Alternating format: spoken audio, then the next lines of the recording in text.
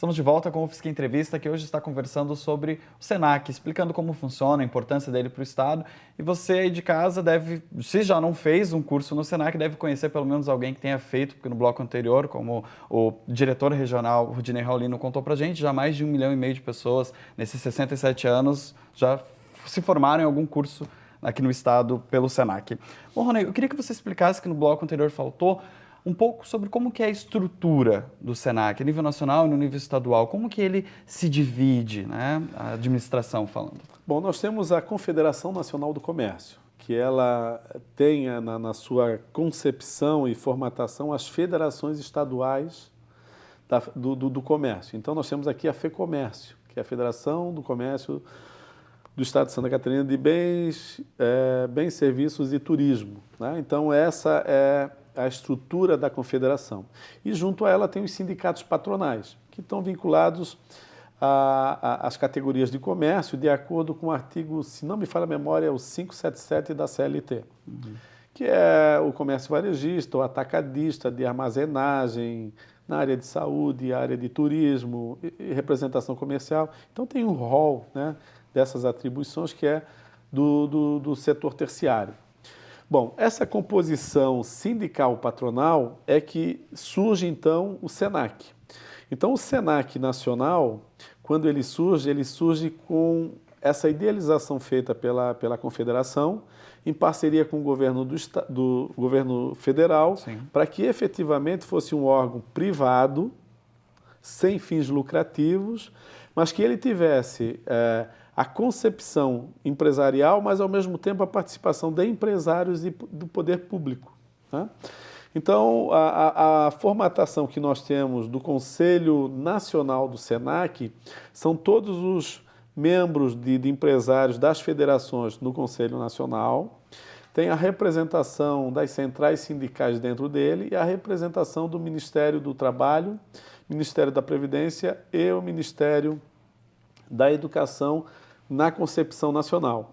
Isso nós trazemos para a concepção estadual. Então nós temos aqui também os representantes dos empresários, que aí vêm dos sindicatos laborais, os representantes das centrais sindicais, então nós temos um representante da Federação dos Comerciários e um representante hoje da área de hotelaria.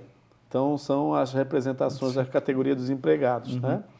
E nós temos a representação dos 3 ministérios, da Previdência, que é o INSS, do Ministério do Trabalho, que aqui representa através da nossa DRT, ou vem o próprio indicado do Ministério, que hoje nós temos uma indicação do assessor do ministro, e nós temos também a representação do Ministério da Educação, que normalmente é o pessoal dos institutos federais, por essa vinculação muito parecida, né, com qualificação profissional, curso técnico e os tecnológicos.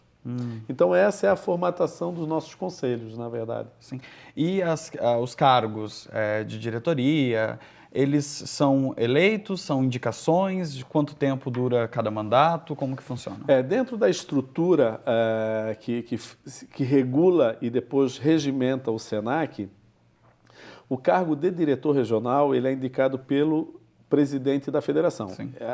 Essa é uma indicação que cabe ao presidente, né? Não ao conselho. E o regional, é só para a gente esclarecer, que foi uma dúvida minha antes, o regional refere-se ao Estado, não é? Isso, regional de Grande Florianópolis. O diretor regional é o diretor do Estado de Santa Catarina, né? A concepção do diretor regional é por um tratamento que o Departamento Nacional, desde a época da sua criação, né, determinou e até hoje não houve uma mudança. Os estados viraram, né? Eles são chamados de regiões. Para nós isso já está incorporado, mas disse, né, no próprio regimento que a preferência seja sempre por alguém da instituição. Né? Eu, por exemplo, eu entrei no Senac em 80 como auxiliar de escritório e fui galgando as oportunidades que foram surgindo. Em 96 houve o nosso diretor, o professor Messias, Antônio Dores Bastos, na época, ele veio se aposentar e o presidente que tinha assumido interinamente no lugar de um presidente que se afastou por doença, ele me convidou para ficar interinamente. E a partir dali, depois ele me convidou para assumir a função de diretor. Ele já veio até a falecer e o mandato dele se encerrou há 4 anos atrás, e o presidente atual, Bruno Breithaupt, que é da cidade de Jaraguá, um empresário, convidou para permanecer e dar continuidade ao trabalho que a gente vinha fazendo, né? Então, essa é a concepção. Já as diretorias, né, que fazem parte da educação profissional, administrativa, financeira, daí eu faço uma escolha entre o quadro mesmo, né, de pessoas que vão crescendo dentro da instituição, e elas são convidadas a serem os diretores, ou de divisão, ou o diretor de uma unidade nossa, né? A gente procura valorizar as pessoas da casa, para que não traga pessoas do mercado, né? Uma vez que trabalhar com educação profissional, às vezes o entendimento tem que ter esse lado pedagógico, né? Sim. E a gente vai capacitando essas pessoas também para que possam estar integrados com o negócio que é da instituição de educação profissional. Uhum. E agora falando aqui um pouco sobre a presença do Senac em Santa Catarina, ele está presente atualmente em quantos municípios, fisicamente falando? Fisicamente são em 27 municípios, né? Podemos citar Joinville, São Miguel do Oeste, Criciúma, Tubarão, Florianópolis, São José, Palhoça, enfim, né? Daria para citar várias cidades. E aí a gente faz um convite para acessar o nosso portal. Sim, né? que lá tem o mapa certinho. Que é o www.scdesantacatarina.senac.br, né? E ali tem toda uma concepção do que mostra o que é o Senac no estado. E a questão dos cursos ofertados em cada uma dessas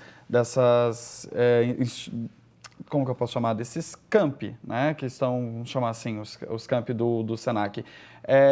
É feito a partir de uma demanda do empresariado, de uma busca de qualificação para aquela região? Está associado com o desenvolvimento econômico daquela região? Como que é feito? Nós temos uma área interna que nós chamamos de área de inteligência.